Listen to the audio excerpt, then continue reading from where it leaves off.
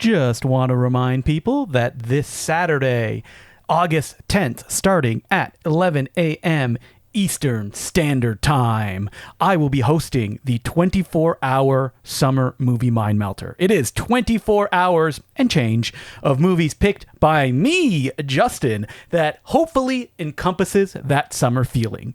With these kind of marathons, my goal is always for people to tune in, whether for the entire thing, you mad people, or just a movie or two, and still leave with the thought, wow, how had I never heard of that before? So clean off your calendar, tell your friends and loved ones you're going to be busy, and tune in to the 24-hour summer movie Mind Melter this Saturday, August 10th, starting at 11 a.m.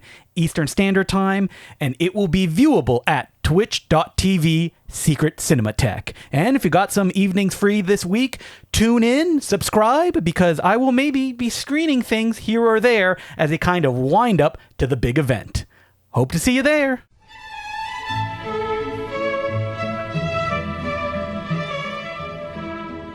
Hello, my name is Justin McClure, and I'm here today with Will Sloan. And you're listening to the Important Cinema Club. And today, we are talking about the comedian of the 20th century. Whoa. Bob Hope. So when Bob Hope died in 2003 at the age of 100, he spanned almost the entire century. According to most people, blind, unsure where he was, still being tortured by his wife for the infidelities he did throughout his entire life. Well, who knows if that's true, but... Will's going to take a more diplomatic tack. But upon his death, Christopher Hitchens wrote an obituary that began thusly, and I'd just like to quote from this. To be paralyzingly, painfully, hopelessly unfunny is not a particular defect or shortcoming I read the same in, say, a cable repairman or a Supreme Court justice or a Navy SEAL. These jobs can be performed humorlessly with no loss of efficiency or impact. But to be paralyzingly, painfully, hopelessly unfunny is a serious drawback, even lapse in a comedian. And he also wrote, and I think that this is an astute point that maybe we can unpack, give a man a reputation as an early riser, said Mark Twain, and that man can thereafter sleep until noon. Quick then, what is your favorite Bob Hope gag? It wouldn't take long if I challenged you on Milton Berle or Woody Allen or John Cleese or even, for the older customers, Lenny Bruce or Mort Saul. By this time tomorrow, I bet you haven't come up with a real joke for which Hope could take credit. So let's say right off the bat, if you clicked on this because you love Bob Hope. You just searched his name. Yeah, and you're like, I just want to hear some youngish, not really, people talk about a comedian that almost no one talks about anymore. Turn it off right now. However, what I will say is we're coming to this with an open heart and open mind. But that will not make you, Bob Hope lover, happy. No. But I'm hoping that we can at least find some sort of understanding with Bob Hope. Mm-hmm. Because Bob Hope, we've known him for our whole lives. We know who Bob Hope is. Yes, that's a better way to put it. Yes. We did not grow up with Bob Hope. Did you see him in Spad? No, because he was long gone. You know what I did? When I was like in 6th grade, 7th grade, and I was an aspiring sort of like classic movies buff, back then it was kind of hard to find old movies, but where I could find them was the public library. You still can. Check out your public library, ladies and gentlemen. And what my public library had were a lot of the not very good Bob Hope comedies from early in his career, like The Big Broadcast of 1938, College Swing, Thanks for the Memories, Never Say Die. I saw a bunch of those movies. Wait, you said the not so good Bob Hope comedies from early in his career. And then I was going to say, you should just leave it there. Yeah. That's pretty much it. Well, he was a presence in the sense that I saw some of his movies when I was a kid. I've loved classic Hollywood studio comedies my whole life. And you're like, I'm supposed to like these. I was at that time, yes. At least. You kept watching them, being like, oh, these must be the bad ones. The other thing that kind of gets me interested in Bob Hope as a subject is, well, to quote Richard Zoglin, his biographer, who wrote a very good book about him called Hope, Entertainer of the Century, by nearly any measure, he was the most popular entertainer of the 20th century. Now, didn't this biography come about because this author, I may be mistaken, but I sent you some essay quotes. I read this too, yeah. Yeah, where he interviewed a bunch of comedians for another book he was writing about like stand-ups and how they defined a certain time. Stand-ups in the 70s. And no one talked about Bob Hope. And the author was like, how are they not talking about Bob Hope? He was such a big comedian. He was so important. Guys, you answered your own question right there, why no one's talking about him. Well, he raised the topic to Jerry Seinfeld, who supposedly said to him words to the effect of, "Oh yeah, Bob Hope, I think of him more as an entertainer than a comedian." Now, Seinfeld and many other comedians wrote their own material, like post 1950s. There came a point when stand-up started to be regarded as like an art form. Yeah, like an authorial thing. Yeah. But Zoglin, in his book and the various interviews he's given, has made the case that, even if you put aside, like, when you start making a case for Bob Hope, you sound like a bean counter. It's like he was one of the top 10 box office attractions from 1941 to 1953. And we're all watching his movies to this day. He was a major star, a huge success in virtually every entertainment medium, from vaudeville to the Broadway stage to TV, radio, movies. He even had a hit song. Okay. Are you trying to say that a man who has 5 humanitarian Oscars or honorary Oscars is not a huge successful comedian? There's a lot to unpack there, but I think Zoglin's most convincing case is that he had basically invented the stand-up comedy form as we know it today. It's like before him in vaudeville, you had a lot of like 2-person patter acts. You had a lot of guy comes out and he plays a character called Mr. Black Person or Jewy McJewerson or the Italian guy. And he does weird monologues and back and forths. But Bob Hope was the first guy to come out and well, probably not the first, but like was the guy who popularized it. He popularized a sort of like rat-a-tat patter, very topical, very sharp jokes one after another. Sharp is doing a lot of heavy lifting there. A monologist. Sharp in the sense that it's like da-da-da-da joke. Yeah. Could you trace, considering where Bob Hope started, to even talk show hosts and the kind of persona they would take on and bring onto the world? There's a direct line between Bob Hope and, Johnny Carson, certainly. And that's why, Bob Hope, we know who he is. Put him in the history books, and no one watches anything that he does now anymore. Well, there was only one comedian, really, one major comedian who throughout the 1960s and 70s cited him, not just cited him as an influence, but enthusiastically sung his praises. Ah, yes, it's that nervous guy with the glasses. That's right. Woody Allen, he says that he was, right up there with Groucho as an influence. And if you watch Love and Death, those scenes where he's like courting the Countessa or whatever, like he's basically replicated Bob Hope's persona, the cocky skirt chaser. What's really funny about Bob Hope as that kind of, defining stand-up guy is good luck finding any of his stand-up. You'll find him doing monologues. You'll find him doing like bits online, but like in the kind of conventional sense of what a stand-up act is, there isn't really one that Bob Hope would do. Well, like how would you define that? Because what we see in his specials, is stand-up. Yeah, basically. Which is like, but it's just coming out, riffing, being embarrassed that he's there, making jokes about that, and then it's joke, and then he's out. Yeah. Good night, everybody. And by that, I mean, good night, the U.S. Special Forces, who are just so happy to see me. Well, there are a few reasons, and this is a big one, why his reputation, everyone knows who he is. Yes. But nobody loves him. I don't think people younger than us know who Bob Hope is. You think so? Yes. Because as a kid, I did not see Bob Hope anywhere. Right. And unless you're looking into old Hollywood, that's where you would run into Hope like you did. But other than that, like, he ain't showing up on TV hosting stuff anymore. It's wild because well into the 90s, he was still doing it. He was hosting TV specials. Well, he was still sort of doing it. Yeah. I mean, Jack Frost. Where am I? Who is it?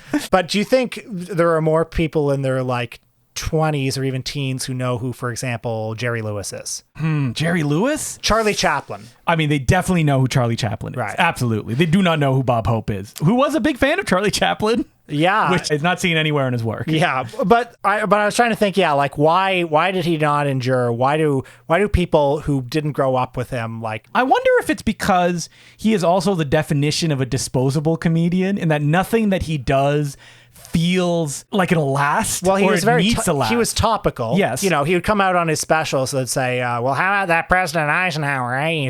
He's really going to stick it to the commie. Oh, did you hear that Jeb Bush hooked his dad, George Bush, with a fishing hook? I didn't know there were any hookers in his family. Oh, yeah. We were watching one of his monologues from the 90s where he's talking about like Saddam Hussein and stuff. It's the lamest. Man. I feel so bad for him because those cue cards are really low to the ground and he's reading all all of them. I mean, one thing that you'll see from his defenders is they say, well, say what you will about Bob Hope, he's a master of timing. And yeah, maybe in 1940 that was the case, but by the 90s, it's like, hey, how about this? Jeb Bush is, or George Bush is down there in Iraq. They say Saddam Hussein's a good guy. Dolores, can I go home? Actually, he's a bad guy. Hey, how about that? Yeah. Hey, what is that? That sounds like our podcast comedians these days. But there's one historical event that's, the big reason why his reputation suffered, which we have not even gotten to the movies yet either.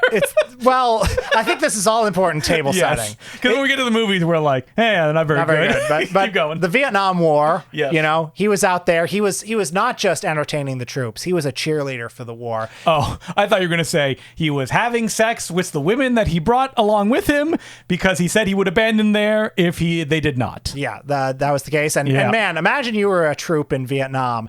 You've seen your brother die in front of you. You've just killed 25 people. And for reasons you don't even understand. Yeah, you have horrible PTSD. But once a year, you get a great entertainment, which is Bob Hope, who... He's only 65, but he's also 130 somehow. Yeah. He's up there on stage and he brings out Raquel Welch and he's like, there you go, boys. This is what you're fighting for. Mm-hmm. Just classic comedy like that. So give him an award. So people hated him because of that. And he developed sort of John Wayne-like reputation, to say nothing of the fact that those comedy specials in the 70s, which are what the boomers grew up on. It's like he's on a golf course and it's him and Fred McMurray. Is Dorff there? That's my Bob Hope of the 90s. Man, I love Dorff. All right, Dorff episode. Yeah, let's do it. Let's watch all of them. But he's not subversive. In fact, he very consciously. No, he's not. That's why he's popular, and people want. He's non-threatening. But okay, define popularity here. That he is the thing that people think of when you talk about comedian. I think if you ask any mother in the 70s who was a comedian, they will think Bob Hope. He was in some ways comforting, I think, to the audiences because, and I think you see this in his comedy from cradle to grave. He was the guy who was like smug and complacent and incurious. And, he wasn't like, he wasn't a hate monger. But he's going to follow... the conventional path, if you will. Yeah, he's like a popular path. He's a centrist Republican, and so like if Japanese jokes are allowed in the mainstream discourse, he's going to do them. Yeah. I mean, did he make a special on feminism that may not have aged very well? Yes, he did. I mean, how many goddamn sketches did he do where he's wearing a hippie wig and he's like, oh my God, goddamn hippies and stuff? And so that stuff doesn't age very well because like, who are the comedians that you love? It's comedians who are, in some way, and I'm using this word very loosely, subversive, or they're just like, they're countercultural in some way. People could argue that by the time he's doing that hippie shit, he is so old. He is way past the prime of anyone, which is why I go back to him being popular. That's why you get him being, you can become popular by just being present and being cast on things. I mean, that was never going away. I mean, that was a huge thing, as Christopher Hitchens said, give a man a reputation as an early riser. But even in the 40s, before he was dressed as a hippie, he was still just like, yeah, he's, the guy who would perform for presidents. He was America's official comedian. Mm-hmm. And he's not very funny. No. Especially in the movies we watch today. This is the thing. If you made it this far and you're like, maybe they'll turn around on it. Spoiler alert, we're not going to. I'm actually going to add some notes of nuance here. Okay. Because I think in the early movies, he'll never be one of my favorites. No. But in the early movies, I can almost get it. Well, yes, I was going to bring this too, because in the early movies, especially the ones that oftentimes people remember, like stuff like The Ghost Chasers or The Cat and the Canary, or even Paleface and Son of Paleface, he is a comedic figure in a serious thing. And that's why he is amusing. That everyone else is playing it straight around him, and he is that wacky guy. Like, there are some comedians, and I would include like Chaplin, Keaton, Jerry Lewis, more recently Jim Carrey. They're the center of attention. And they're also virtuosic. You look at them, and Robin Williams even is kind of like this. Like, you look at them and you're supposed to be like, you're supposed to like, wow, look at this dynamo of talent. Look at this otherworldly being. I think even Groucho is a bit like this. I absolutely agree. And then there are other comedians who are sort of like your coolest friend. Somebody like Adam Sandler or Bill Murray, guys who Andrew Dice Clay.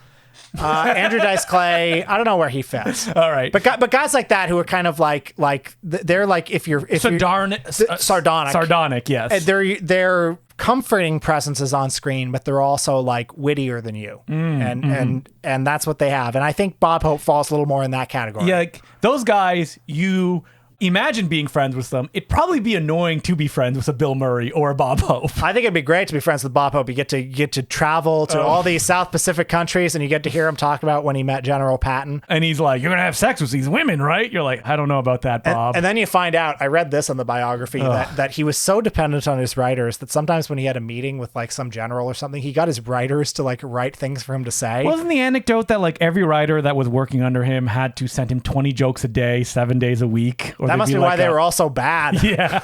You know, when you go through so many jokes. And he's far from the only comedian. No, tons of people had writers. Yeah. I mean, not like today. All my favorites, Jimmy Kimmel. They write all their own material, right? Well, certainly there are a lot of comedians, and let's just even compare him to the radio comedians of the time. Like somebody like Jack Benny. Very funny. Very funny. Never wrote a joke in his life, but he definitely worked with his writers and created the persona, which was a very well-oiled, like, the miserly, the stingy guy, the vain guy. And, he was a master of timing too. And like an interpretive artist, he was able to take these jokes and breathe like life into them. You know, what's funny is like you mentioned Bill Murray. So Bill Murray in those movies, he's like the smartest guy in the room. Right. Who's kind of disconnected from it. In the Bob Hope films that we watch, not really. He's kind of like the dumb, sardonic guy. Well, I guess it depends on the movie. He's an everyman. Yes. In The Cat and the Canary, he's the smartest guy. He's the smartest guy who knows what movie he's in. He's commenting on it and the tropes that are present in the old Dark House movie. So yeah, The Cat and the Canary was the earliest of his films that we watched for this episode. He started in vaudeville, broke through on Broadway, and then in movies, his big breakthrough was a movie called The Big Broadcast of 1938, which is a variety show film, primarily a vehicle for W.C. Fields, but Bob Hope is sort of the MC of it and stole the show. I don't agree, but whatever. Yeah, you've seen that movie. I think W.C. Fields is funnier than him. Yes. On his worst day. Are you going to do that hot take that W.C. Fields is funnier than Bob Hope? But anyway, in 1939, The Cat and the Canary, a movie that I enjoyed. It's fine. It's fine. Yeah. It's a breezy 72 minutes. It's riffing on the old Dark House genre. So it's like a bunch of people trapped in a house. Each of them are being taken out one by one. And it's like the reading of a will and the fortune of this. It's a classic story. The fortune of the estate goes to one person. Turns out it's Paulette Goddard. Yeah. And this is the first, by the way, of several like screen collaborations. They also did The Ghost Chasers together, which is very similar. And one or two other films as well.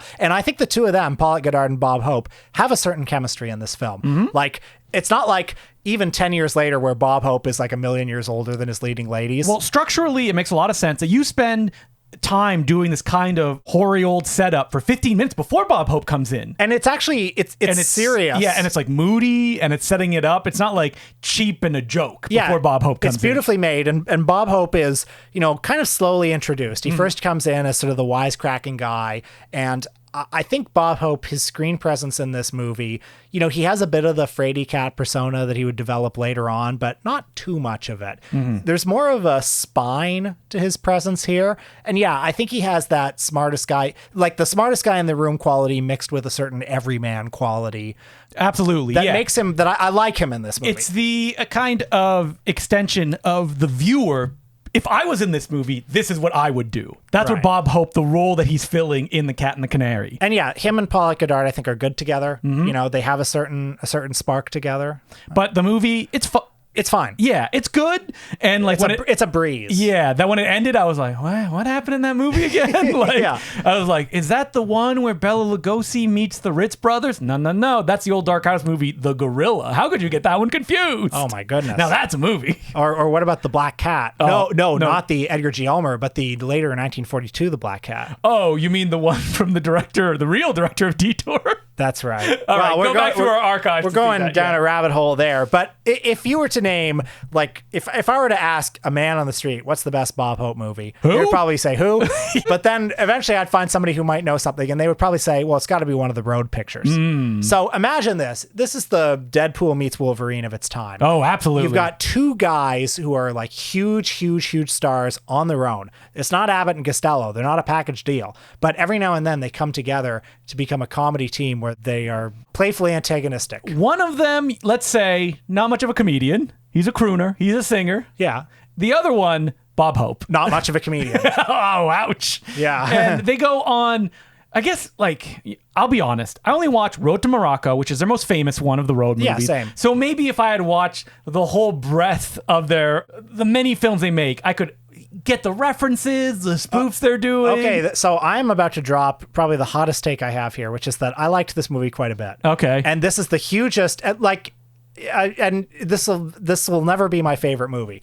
But I was watching this and I thought, this is pretty funny. You know, it's a lot of fourth wall breaking stuff. It's like Hell's a Poppin' at 50%. Oh, 50%. Yeah. It's more like 25%. Okay. And a big issue. That's not bad. But I need to really underline here that one of the issues with Road to Morocco, coming to it as someone not familiar with the road canon or these actors, is that I don't like hanging out with them. Okay. That's a big issue. So I have a bit of that. They hate each other in this movie. Okay, I thought their chemistry was convincing enough. What I don't like about this movie is that it sort of feels like, and maybe this is lazy. This is just a personal problem, but it's like the two most popular kids at the high school decided they wanted to be the stars of the show. They wanted to be Abbott and Costello. And sorry, the comedy duos are for Are you trying freaks. to say it's like a Duke Mitchell? No, it's the opposite. It's a Bob Hope and a Bing Crosby. The two biggest guys ever come and be So like, I think it's a big issue is that like, if you look at early reviews of their, early road films, the critics will talk about like, we've never really seen something that feels so immediate and in the moment, which is so funny because immediacy is the one thing Bob Hope never really did. But I understand that, and I actually felt a bit of that watching this movie because I think this movie has a certain ramshackle improvisatory charm to it. I mean, like in the fact that it's like very unstructured and yeah, but it's like there's so many all the fourth wall breaking gags, for instance, like when they're in the prison together, and let's not even bother with the plot. Yeah, you know what? Well, no, I need to talk about it because I can.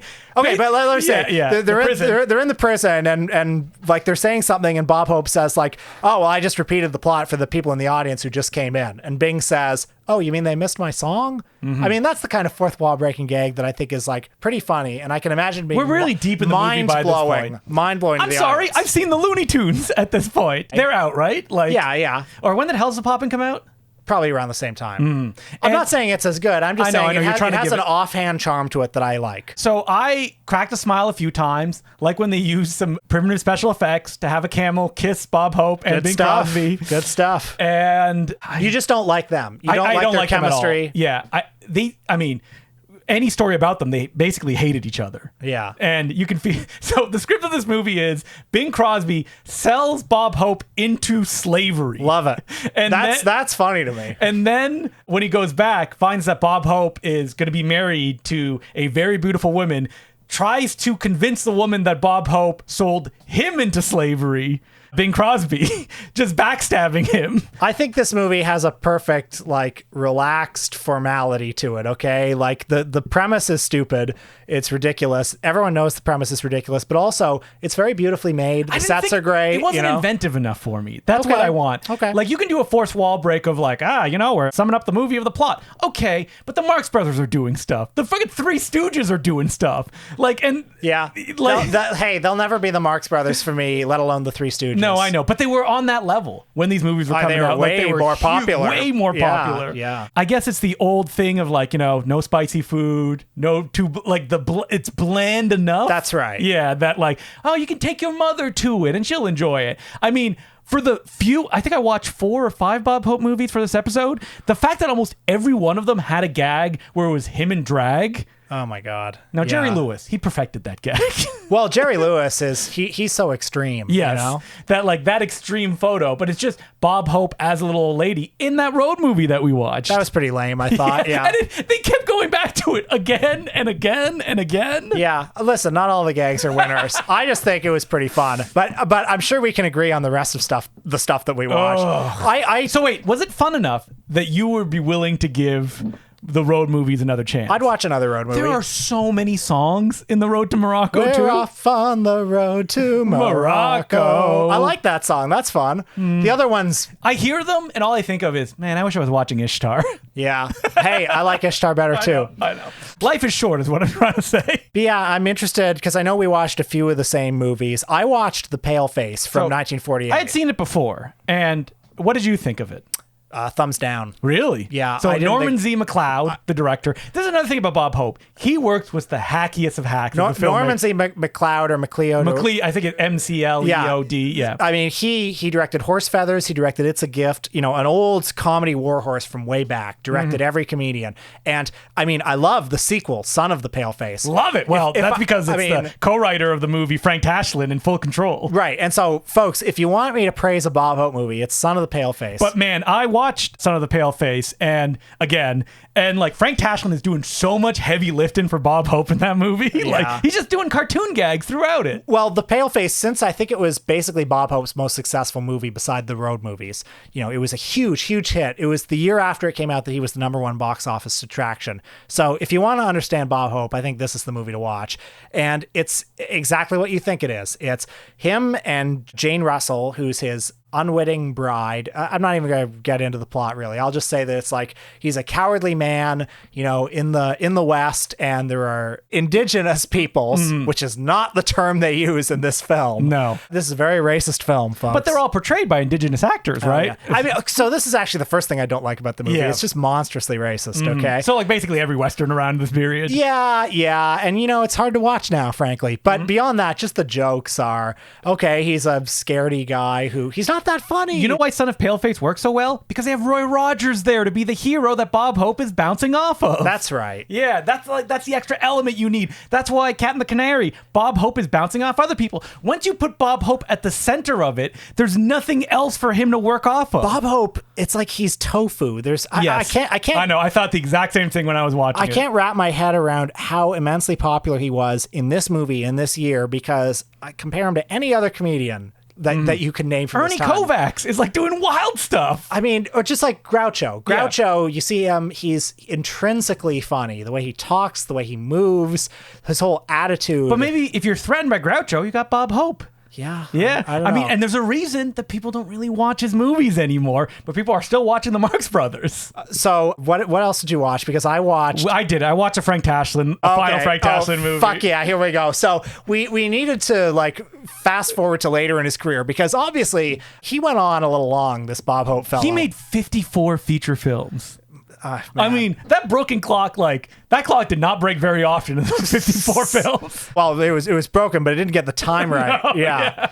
But in 1968, and we're deep into the Vietnam War, Bob is 65. Like, he was working. It's a testament to how popular he was that he kept getting movies. And I mean, the one we should have watched was the one that he made with Jackie Gleason the year after, where he plays a hippie. Oh. But this one... Listen, we wanted to visit our old friend, director of Son of Paleface, Frank Tashlin. And Frank Tashlin, folks, just a quick reminder, he's a great auteur. Looney Tunes cartoon animator who moved into feature films. One of the quintessential directors that the French critics liked. Yes. But by this point, not so much. Yeah. So the Private Navy of Sergeant O'Farrell from 1968. It's Frank Tashlin's last movie. Yeah, it feels like it. Okay, so here's the plot. It's in the South Pacific. Sergeant O'Farrell, played by Bob Hope, who's 65. And horny. He looks 100 years old, and he and his troops are on this South Pacific island. They're bored, folks. They're horny.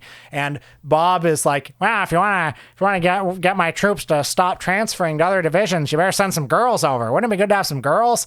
And every now and then a girl will show up in a bikini, and he'll be like, hey, baby. Well, you know what? I will say something I did find amusing. Phyllis Diller, who shows up in this movie. Right. So where do you stand on Phyllis Diller? I think she's talented. Yes. I mean, this movie is bad. Yeah. So what are you going to do? But she gets to do her thing. She's in a lot of the late period Bob Hope movies. She is. I think she was like a discovery of Bob's. Wow. And the gag with her in all of these movies is she's ugly. What if a woman was ugly? Yeah, that's it. That's the joke. Yeah. But I mean, she tries so much harder than Bob does. Mm-hmm.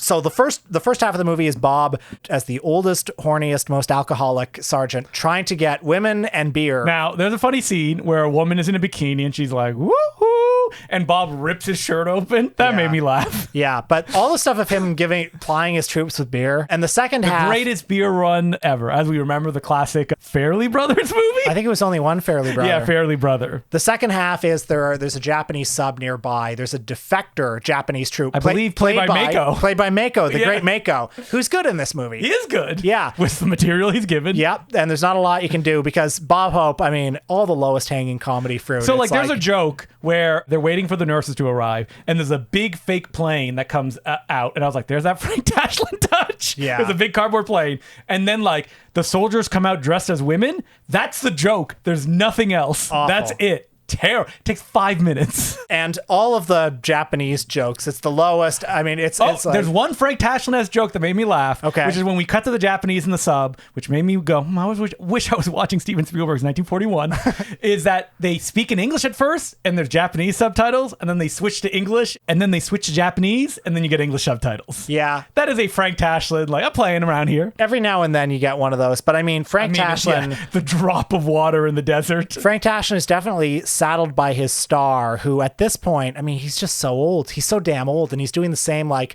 smart alecky skirt chasing thing. I mean, maybe this would have worked if he was 35.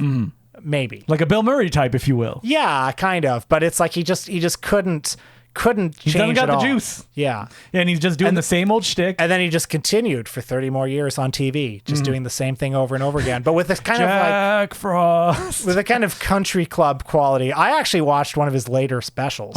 And by later, I mean 76. So not that Not late. even that late, yeah. A legendary special called Joys. Oh, yeah. I saw that. You've heard of this. Well, yeah, because it's a Jaws parody, right? Yes, so it's a Jaws parody, except they clearly didn't even know what Jaws was. Vincent Price comes out at the beginning. And Poor Vincent Price. Yeah, you're all here and you're going to see a killer on the loose. So it's all like on stage, right? It all takes place allegedly at Bob Hope's estate. Okay. And it has like 50 of the greatest comedians ever.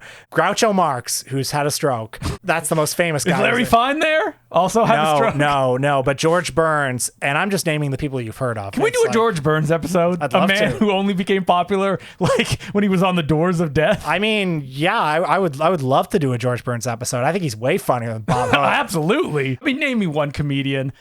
Mike Myers.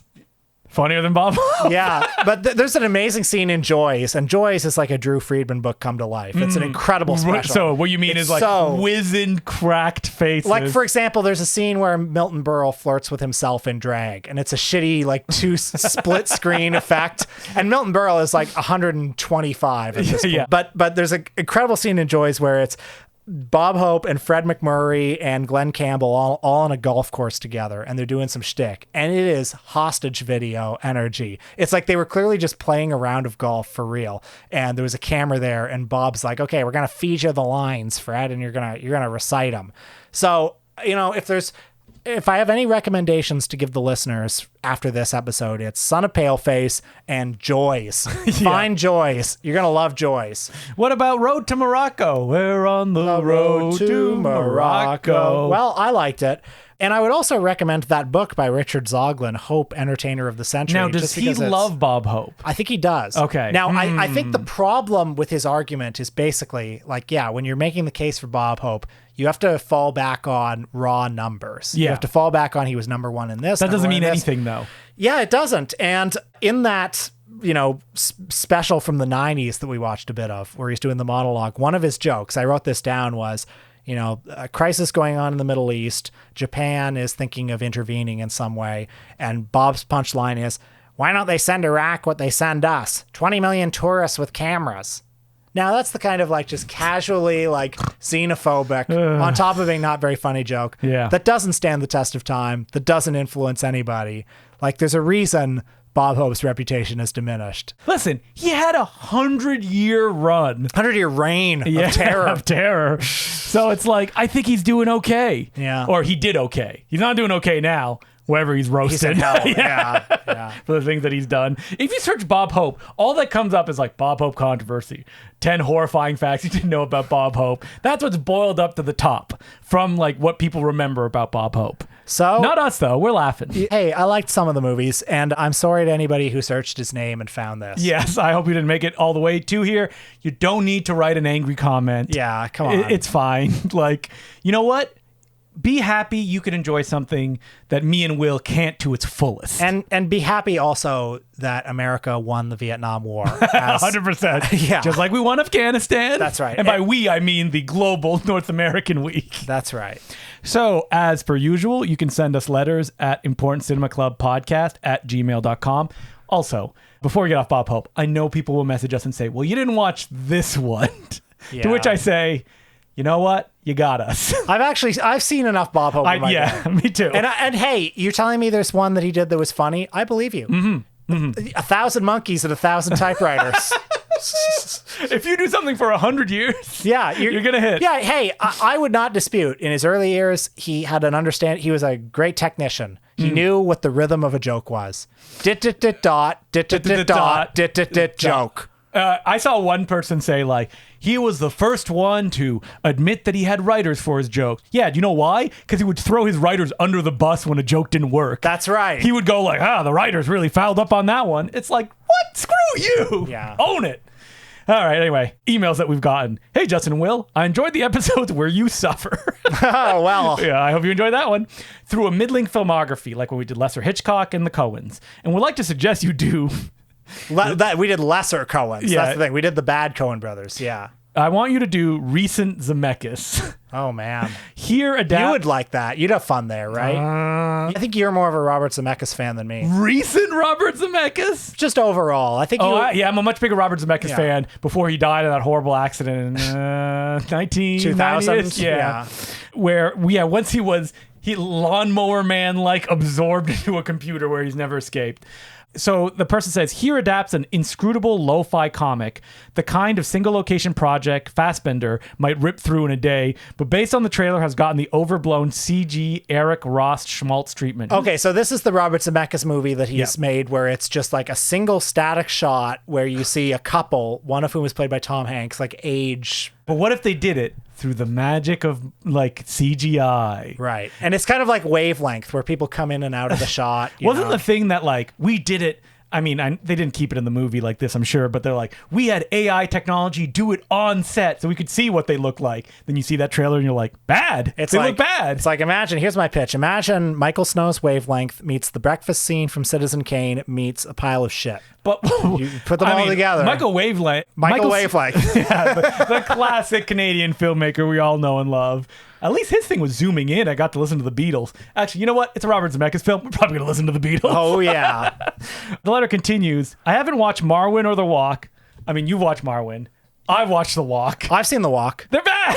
Yeah, although The Walk, if you say hello, it is me, Joseph Gordon-Levitt. The Walk has 20 minutes that are good in IMAX. But guess what? We can't see it in IMAX now. So Yeah. I ain't watching it at home. But I'm curious if an auteur's preoccupations are buried under the gimmickry and polish. You know what? There's probably auteurist obsessions there.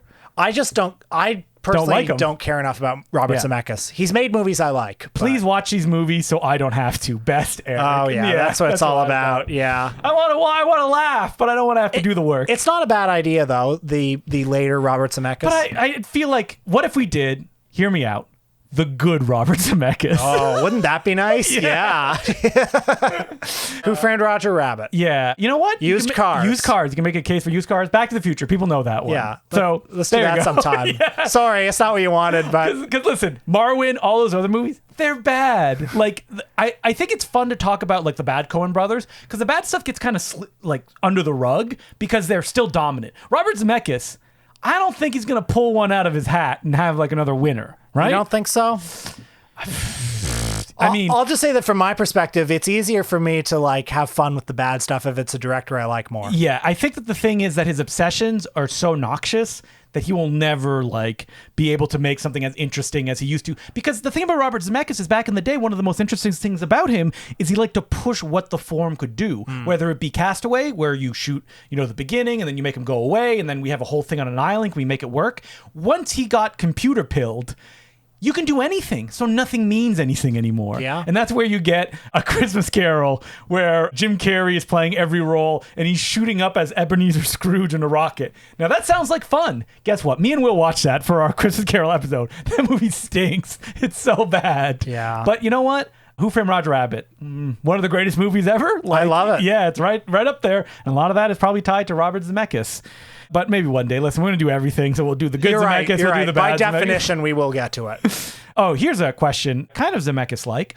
Howdy, Justin and Will. This one's from, I'm going to say your name wrong, Aylin, because there's some accents in there I'm not familiar with. I'm pretty sure we've heard both your opinions on the use of AI to create art, but with all the recent talk of the 4K remastering of a few films, Aliens, True Lies, and now Jaws 3, I was curious if you had any strong opinions on the subject. I'm sure you've heard about this, but I don't think I've heard you speak about it on the podcast.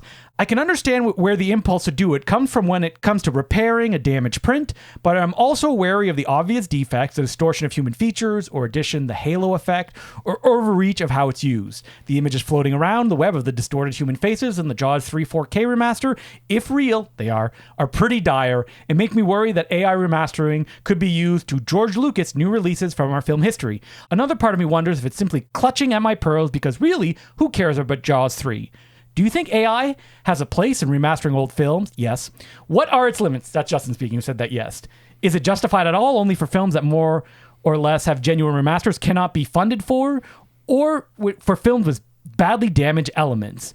Should there be a laissez-faire attitude toward it being embraced? I mean, I feel like we're going to be pretty on the same level about this. I think so. Which is AI, when it comes to remastering film, is such a broad term. I'm not going to get into it. Like, obviously, there's a place for it. Yes, obviously. Like, guess what? A lot of films, like those speckles and stuff like that, you see in Vinegar Syndrome, they are fixed through AI. That a computer program is referencing what is around that image and then creates a new thing that you will never notice. And that's been the same for decades. Yes. But what we're seeing what AI is really being used for now is we want it to look modern. That's which is right. No grain. You can see detail in everything. Yeah. And that's a purely like financially motivated decision. It has nothing to do with preserving what a movie looks like, honoring film history. It's make Jaws look like a modern movie. But here's the thing. Modern movies look like shit. I agree. They look bad. Yeah. So hold on to your DVDs. And that Jaws 3 thing is so funny because the people's faces are distorted because the information is not there in the negative because they're far away and there's grain. So they're just kind of like the shapes of people. And when the computer tries to build it, they're like, I don't know. Is this a face? And you get like a distorted monster. Why would you want that? I don't understand. It's awful. I mean, like what James Cameron did to all his transfers. They look like shit. They look like rubber people because he's removing all the grain for them. Yeah. James Cameron now, menace. I'm going to say it, especially when it comes to dealing with his previous films. As people have already done. You take a print, you scan it, it looks better than James Cameron took the 10 years to do a True Lives Blu-ray release. Frankly, yes. And I don't necessarily think, online now you can find circulating a lot of like 35 millimeter scans of like battered multiplex theatrical prints. I don't necessarily... That's nice, but that's not what we mean. Yeah. And I love that, by the way. I think those are great. I don't think they're necessarily more or less authentic. In fact, they're probably less authentic in a lot of cases than... Of what the director's vision of what their movie is going to be. But it's a different kind of authenticity. Yeah, it's a different flavor, if you will. Yeah. But like when you talk about something as a definitive thing, scan the negative. Do any kind of like, if the negative has like green spots on it, which are carved by scratches, you can fix that. Don't get rid of any grain. That grain was there. It exists. That's what it is. And like, that's what you release. Like, and I'm sure there's... And I know it's a broad brush I'm painting with. But. Yeah, and somebody will say, well, there are financial incentives to not do it that way. No, there isn't. I don't think there is. I don't think there is either. Yeah. And even if there were, it's a crime against art. Yes. You see so many clips on YouTube of like this now at 60 frames per second and AI remastered. It looks like shit. Why would you want to watch it? It looks bad. Well, like, and also if somebody at the Louvre said, well, the Mona Lisa, we're going to make it have a better tint to look better to modern eyes. More realistic, if you will. Yeah. Like we're going to take away some of the grain on the Mona Lisa. You would say, no, that's a crime against art. So why should it be any different for, frankly, Jaws 3? Yes. I think people were making an argument that they had to do that for the 3D process. And I say, liars. Liars. yeah. Like, come on, guys. Stop doing this. It's just an executive in an office who's like, you got to do this. And they're like, why? And they're like, I don't know. Is this what people want, right? No, it's not. It's what kid is going, I will only watch Jaws 3D if it looks like a modern. It doesn't look like a modern film. They're afraid that on the streaming channels or something, somebody's going to start watching the movie and it's not going to look like what Netflix movies look like. And they're going to say, like shit, And I got a bad news for them that when the shark shows up in that movie, unless it's all CGI, if they did that for some reason, they were going back and like doing all CGI Jaws 3, I'd probably watch it just to see what it looks like. Bad. Yeah. I mean, you've seen Jaws 3D, right? No, I haven't actually. Oh, there's a famous shot of the shark being like slowly moving towards the camera. I've seen that shot. Yeah, it's very funny. And that's how it should be preserved. Yeah. No, I've only seen the first 2 Jaws. Now, I mean, the second one's so bad I didn't want to watch I the will rest. say there was an article going around, it was barely an article, where they're saying like the searchers now with more details than you've ever seen. What they were talking about was that they did the contours of the VistaVision print that would play, which does have a little bit more information on the sides, which is okay, cool. But that's not really how it was watched, but maybe that's how John Ford wanted to be seen. There definitely are sometimes when you see like a 4K scan where you think maybe there's too much clarity here. Yes. Because it doesn't look like a print, right? No, yeah. It looks like, I mean, I can't tell the difference between 1080p and 4K that well. I was talking recently with Mark Hansen, Base Review Podcast, and I suddenly had a thought in my mind is, when you started watching Blu-ray, did you go, I want better quality than this? No. No. So why do you want it? I will say there are some 4K releases I've seen that look really good. I know, but the Blu-rays probably looked really good too. They did. And it was probably like coloring or stuff like that. Like, that's what I mean. I'll say Maniac Cop 2 looks great. Yes. I mean, William Lustig loves going through those 4K Blu-rays and then charging $65 for them. But listen, the work's all up there on screen, right? Mm-hmm. But AI, listen, I think it's going to be something that we'll deal with a lot more. It feels like this is like the cycle we go through every time where it's like, remember there was a Predator Blu-ray where everyone looked like rubber people because they took all the grain out. People said this looks like shit. I think it happened recently on some of the Rocky movies that were on the box set that came out. And then they fixed it in the next one. It's like, stop it. Please. Well, I only watch like freakish movies on Alpha Video DVDs. So I only watch the most authentic transfer, which is like a faded VHS transfer on Alpha Video of like a shitty Dwayne Esper film. So, you know what? AI 60 frames per second, mom and dad, please, online. You know what? I bet you that exists out there. So, again, you can send us letters at importantcinemaclubpodcast@gmail.com. And what are we doing on our Patreon this week, Will? Well, if you like to hear us suffer. A few months ago, we talked about Hey There, It's Yogi Bear, the first Yogi Bear film. And it was such a huge success. Oh, people loved it. Running us down in the street. We got many requests, by which I mean maybe 0 requests. I don't even think anyone was defending Yogi Bear in that episode. But I think somebody suggested, well, you should watch A Man Called Flintstone. And we did. Yeah, we did. This is the first and last feature film animated Flintstone spinoff. It's a spy spoof, sort of. Yeah. So it's from 1966, and we watched it. So you're gonna hear all about rocks and boulders. We have a long dark night gravel. of the souls, kind of like Yogi Bear, but I think it's probably more personal with the Flintstones of like, why? Yeah. And should they be thrown in a fire? You remember when Werner Herzog was listening to the audio of Timothy Treadwell dying? It's kind of like that. Yeah, exactly. So you can check that out on patreon.com/theimportantcinemaclub. Next week. Oh man, I just remembered what we're doing. Do you want to pick another topic? All right, you know what? How about we talk about the thing we're going to do the week after that? Let's have some fun. Okay. Right? Yeah. Even though that we're like, we should do this topic, people will listen to it. But I'm hurting. I can't. After that Bob Hope talk. Okay, so next week we're going to do Pierce Brosnan. All right, Will said it. Thank you. Pierce Brosnan. Which ones should we watch? Maybe you shouldn't be living here. What are Pierce Brosnan's good ones? I mean, there's... Taffin? I mean, like there's the Ghost Rider, but he's barely in it. Yeah. I'm going to look up here. Yeah. I mean, we just want to have fun with I love the Matador. The Matador. Yeah. Should we watch The November Man? I think that's kind of in Matador territory. Yeah. Here's what you look, and we didn't do any research before we started this. You look at what he produced himself. Because those are authorial projects. Do we watch Mamma Mia? Okay, so I'm looking at... There's the one Evelyn, which is where he plays some Irish folk hero. The Tailor of Panama is one of his. Oh, Tailor of Panama. Okay. John Borman. The Matador, the Tailor of Panama. Should we watch GoldenEye? Yeah, you know what? Let's watch GoldenEye. Okay. That's him at his prime, right? Yeah. Like James Bondian. I'm just looking. I want to watch... What's one where he's kind of hammy? Oh, which Pierce Brosnan film is he kind of hammy? I'm just thinking like a later one, a direct-to-video type thing where he's really bringing the ham, something like that. I mean, like, Pierce Brosnan is made of cooked ham. Oh, that's the one I watched. His Merchant Ivory produced one, The Deceivers. I think that's the one he's in brownface in. Have you seen The Thomas Crown Affair? I did. I watched it recently. Watch that one. It's very good. Okay. He's very fun in that one. Love Pierce Brosnan. He's my favorite Bond. Now, we're going to get into it. Give people a taste. What do you think? What do you love about Pierce Brosnan? That's not based in nostalgia.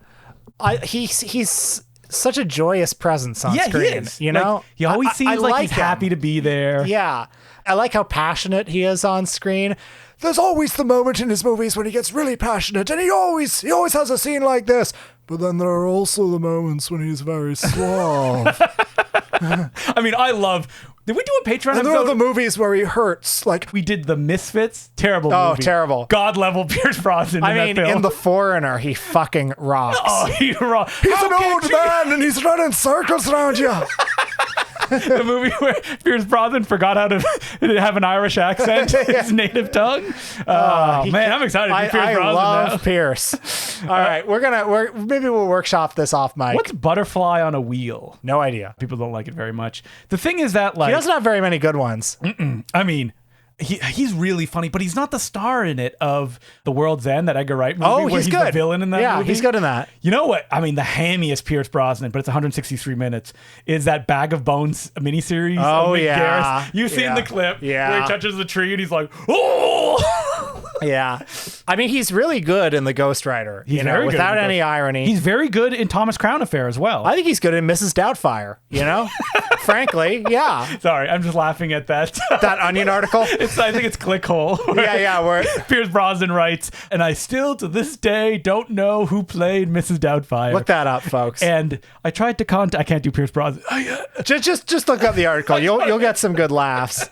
Yeah. So we love Pierce Brosnan. He has so many like weird, like what is Salvation GTV Boulevard kind of stuff. What was that one? You and I were in a hotel room Fast together. Charlie. Fast Charlie. Yeah. Yeah, that was a good one. By which I mean bad. I'm surprised Pierce Brosnan has not shown up in a Woody Allen film. Yeah, Just because that feels like Woody Allen's like, oh, my I know. analyst was a strict Freudian. Yep. And he doesn't star in enough movies, even like throughout his career. He stars in a lot of DTV stuff. Oh yeah, November Man, Survivor. He should be every week a new Pierce movie at the multiplex because he just We see everyone that pops up. It's like he makes you happy. You're just even his Bond movies are some of the worst, but they just make me so happy. Oh, what about in the Richard Attenborough Gray Owl? Oh. I mean, that's gonna be rough. That's gonna watch. be shit. Just look at this poster. You've seen the poster. Oh, of Gray yeah, Owl. yeah. It's him with like the red bandana and the long hair. I mean, he looks like Bob Hope in The Pale Face. Will people be like, is Pierce Brosnan your guy as Bob Hope? He was just present. Anyway, so that's what we're doing next week. I'm very excited. Oh man. Sorry, I'm just like Pierce Brosnan in Robinson Crusoe. Yeah. Good stuff. Oh, look at him. If he gets to wear like a big wig and have a beard, Pierce Brosnan was the last Bond who didn't have to be fit. yeah, I mean, and this is your golden go-to. Like I've heard you say that story 100 times. Oh, you from mean Die Another Day? The fact that he's in a North Korean prison camp for 14 months, and then he comes out and he's just fat. They've been feeding him very well. I love it. I love it. All right, so that's what we're doing next week. Until then, my name's Justin the Clue. My name's Will Sloan. Thanks for listening.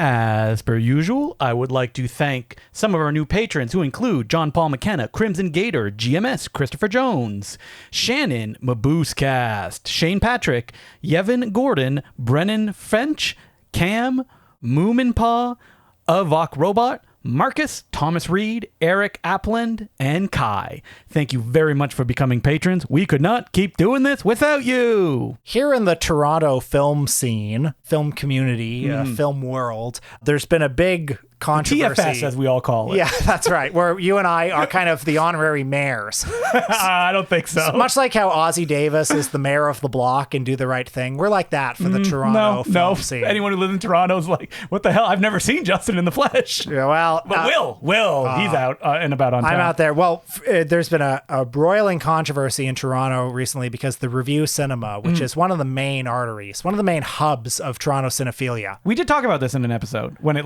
the news broke. Yeah. That they were having difficulty. The landlord wanted to take it over and run it for himself. The landlord wants to do a hostile takeover. I mean, there's a problem because the people who run the movie theater own the seats, they own the screen, they own the business, they own the projector. They're a non-for-profit. But the landlord, who is 96, yes, I swear to fucking God, he's 96 years old. He literally looks like Mr. Burns. And he's been quoted in the media. He's exactly what you would want him to be. Like yes. He's like, they're a bunch of socialists running that theater. So there's legal action happening between those two parties. Can we hopefully just keeps going until the inevitable happens? I mean, maybe a stiff breeze can come along when he's walking down the street. I don't know. Yes. Has that man been with muscle walking up and down the street where that cinema is, threatening businesses that are supportive to the Review? I mean, I would never dream of saying that's what I've heard. No, that you've heard from somebody that maybe that was happening. Well, anyway, one of the problems with this guy who runs the theater is, or owns the property. He owns the property. He owns the building. Yeah. He doesn't own the business, but he owns the building. One of the problems is, he swept in 15 years ago to save the theater, and he got a lot of positive media coverage at the time. It's like, oh, he's a hero. And he was saying stuff like, "All I want is a seat reserved for me when I come in." And then he had that seat reserved for him. It's like, this programming's too woke or something like that. No, I mean, it's a mixture of, can't you just play the old classics like Road to Morocco? Yeah. The Paleface? Yeah, probably. But also, wait, the Review has never made money since I've been in Toronto. It's always been like a deserted theater, even back in the day. Like, it was picked up sort of out of a sense of noblesse oblige, it seemed. And it was like a second run theater, so they'd play like Best Exotic Marigold Hotel 5 months into its run. Yes. And it was recently picked up by a new group of programmers, and they started programming retro stuff.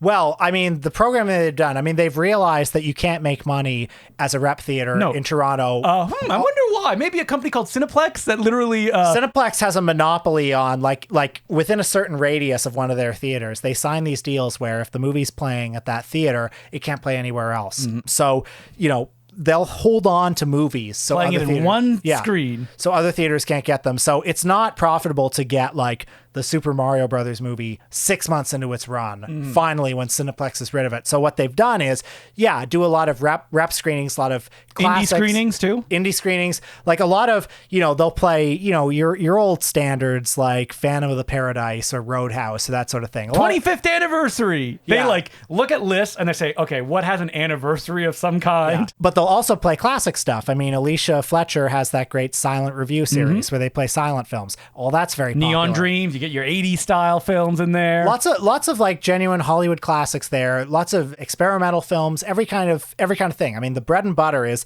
they get people on. Okay, it's the 25th anniversary of the Blair Witch Project, and they sell that out. And it's amazing they sell that out too. Like, it takes skill because you can watch Blair Witch anywhere, right? Yeah, you're like, I can watch it at home. But they've cultivated an incredible atmosphere to the point where just this week I went to see A Fish Called Wanda there, and I thought, well, this will be a ghost town because it's like, it's a movie from the 80s. You could watch it at any time, and it's a classic. But you don't hear it talked about like the Blair Witch, for example. Yeah, and also it's like, it's not a culty sort of thing. It's not like... Now, the Review would do something like play Dangerous Creatures, the sequel to that film. Fierce Creatures. Fierce Creatures, yes.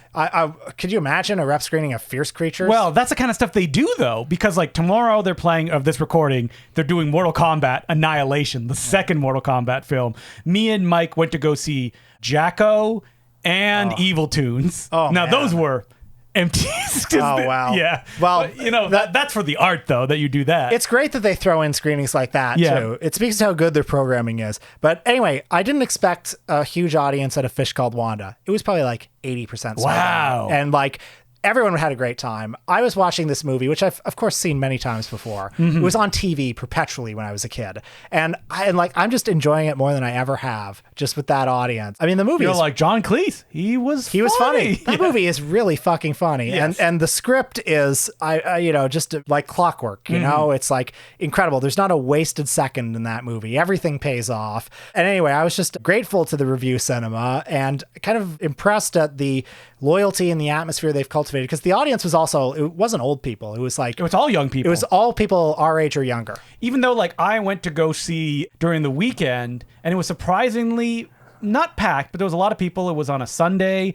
They showed one of the Ray Harryhausen monster movies, the one that inspired Godzilla. Which one's that? Beast from 20,000 Fathoms. Beast from 20,000 Fathoms on 60 millimeter. I was sad I missed that. Yeah. And it was a delightful time. I was watching it. I have absolutely seen that movie, probably more than once. But we did a Patreon episode. I know, but the first 20 minutes, I'm like, have I seen this movie? It's one of those, yeah. It's all of it. They're all like that, yeah. Because I was like, no, this is not the one I saw at the drive-in. That was the squid one. They're all the same. Yeah. Let's be honest. Good special effects in it, though. But what a delight to see it in the theater. Oh, yeah, I bet. And on 16 millimeter, that's an example of the sort of adventurous programming they'll do. It's one of the only, probably the only theater, like commercial theater, that'll play 16 millimeter in the city. I was hearing that the projections at the time had not even done it yet, but they have done 60 millimeter stuff before. I wonder if they have one permanently installed or if they install it every time they do a 60 millimeter screening, because it probably doesn't happen that often. But I love that these cinemas are doing these retro screenings. There's also the Paradise. They're getting more into kind of retro stuff. The Paradise is great too. Yeah. And there's one thing missing though from all of these places. I want to buy zines. Oh, yeah. Where do you buy zines these days? When I get zines, it's usually online. Directly from the people, right? Exactly. And back in the day, we had Suspect Video. Yeah. That's where you could get zines. The Beguiling, they have comic book zines and all that indie stuff. Eyesore Cinema has some zines. They do? Yeah. Eyesore Cinema is a video... Oh, yeah, they do have some, yes. It's a video store / micro cinema in town. I love that back great. room of Eyesore Cinema, a place that I worked at when it was above Rotate This, when it was on Queen Street. Yeah. Those were the good days. Dying like me and Will are right now in an unair-conditioned room. Not a lot of customers would come up there, but so you could just hang out with your friend at the time, Adam, and just watch movies and just laugh and live laugh the clerk's lifestyle. Literally the clerk's Check out Justin's movie Teddy Bomb. Lots of Eyesore Cinema to see the old Eyesore Cinema. Yeah. And yeah, Eyesore Cinema has some zines, but I need someone to step up and get the zine train going. I want more movie zines and stuff like that. We go to Forbidden World in New York. Forbidden Planet. Forbidden Planet, yeah. Ugh. Now that's zine mecca. That's what I want. Yeah. And I've asked Bay Street, the great Bay Street, aka Mark Hansen, and I was like, can you guys bring zines in or something? And he's like, we just don't have room for them. And I was like, you make room for them. I agree. I feel like people they do collect dust, but doesn't it look nice there? They weird zines until weirdos like me and you come in and oh, I don't have this, I don't have this, I don't have this. Yeah. Because Mark Hansen is one of those guys that he reaches out to filmmakers to get them to send films in just to have a Bay Street. He does that extra step that I'll even say to him, why? Because you don't get anything out of this. It's not, people aren't and here's a bonus for bringing this stuff. He's I don't know, I just feel like the store needs it. That's a good employee. That's who you want working at your video store. Shout out to Mark Hansen. So you've got a zine that you just got here. Yeah, so I ordered this directly from a listener of the podcast. And here's the trick to get me and Will to buy a zine. If we see a zine, we pick it up, and it's an introduction to the work of the name of a filmmaker that me and Will do not recognize. I'm all right, I'm going to buy that. That's it. And even in the intro, the author writes, recently, I was in a used bookstore in Chicago looking through stacks of books that had been there, by the looks of them, for decades. I have a few authors that I look for first, and after that, I feel okay with just casually looking through everything to see what is available. This time, I found a 30 or more year-old zine about barbarian books. I didn't even look through it. I just immediately added it to the stack of things I was buying. I'm not a huge fan of barbarian literature, but I am a fan of people who are fans of things. 30 years ago, someone loved Conan enough to make a zine about him and his friends. I had to have it. Maybe I'm violating some cosmic rule by putting this in print, but that's my hope for the zine you're reading. And this zine is an introduction to the works of, I'm going to mispronounce his name, Andras Rajne. And if you've never heard of his name before, that's because he basically only made TV movies. I've never heard of him. And he made TV movies in the 80s. He's a Hungarian filmmaker who made like wild sci-fi and fantasy films all in front of green screens or blue screens. So very early technology stuff. Oh, man. That's the kind of zine that I want. And this is a great zine. You can pick it up directly. You know what? I'll put a link in the show notes for it. And this came this guy who writes this does a zine called Atomic Elbow as well. It's a wrestling zine. And like those ones, packed with stickers. I currently have one on my burning tower that's just the director's face and his name. That rules. And this is the kind of zine that I want more out in the world of like, I don't know what that is. I mean, it's tough, right? Because like, who's going to buy a zine if you've never heard about him or you've never seen any of his films? Have you, any zines lately that you've picked up online, Will? Well, I can't remember what I've gotten recently, but I've been reorganizing my magazine archive lately. You have like a magazine room now in your new house, right? More like a shelf. A shelf, okay. Isn't it like back around the corner? Is that where the VHS is? Yeah, basically. Yeah. And I got them all sorted together. And I was looking through when we were at the Moturn Extravaganza last year, Matt Farley's event that he holds for himself. It's happening this weekend again.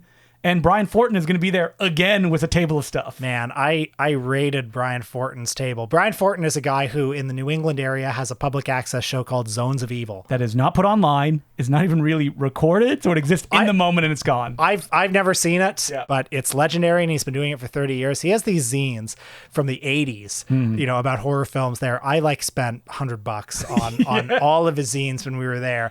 And they all smell so much like cigarette that I think you're gonna get cancer just holding them. But it's I love those. But those are you know what, I really like the zines that I like finding an old zine because it feels like from you know what I would really like to see. There are so many zines about horror movies. Like I don't care. That too much. Yeah. Like I don't need another review of The Hills Have Eyes. Yeah. No. But what I would like to see is how about somebody make a zine about the films of Richard Attenborough? Oh, could you imagine? Wow. Let's do it. No, absolutely not. I mean, there's books about, you see that at the library. It's like the films of Richard Attenborough. Yeah. And it's like, they're bad. They're bad. You need to be passionate, I feel, about this enough about the subject. That's true. I think that's an important part of it. But I would say to all you listening, I would say, please make a zine this weekend and pick your favorite freaky subject that doesn't have a zine about it. Yeah. And just think about it and be like, if I feel passionate about this, I want to write about it. I do have to ask, Will, what is the most magazines you have? Like, what is the one that you have like the most issues of this certain thing? Oh, probably Sight and Sound. Sight and Sound? Just because I've been getting it for like 10 years. Okay, what's the cool one that you have? Oh, the cool one. So do you have a lot of film faxes? Or, I do have a lot. Psychotronic. Castle Frankenstein? So I have a lot of famous monsters of Filmland, really because I like the covers. Yeah, you don't flip through those famous monsters Not very so often. much. Castle of Frankenstein's a better magazine for that because the articles are better. Like you'll find old Joe Dante articles in there. I also like, Psychotronic is probably my favorite, I think. Shock Cinema is great, but Psychotronic has that advantage of having been made in the 80s. Speaking of zines, I think I've always done little zines even when I was a kid, but doing movie stuff was absolutely inspired by reading that Psychotronic encyclopedia in the Toronto Reference Library in my first year of moving to Toronto. And that first page, there's like a foreword by someone else talking about how Michael Weldon, the author of the book, used to do a weekly thing. And that just captured my imagination. I was like, I want to write little zines like that too. And now we have a podcast. Yeah, exactly. Where much less work than is. That's the thing about zines. I look at those old zines and I was like, how did they do this? Like, it's so dense and artistically interesting in the way that's all packed together. But check out the Important Cinema Club Journal now on any great Amazon website.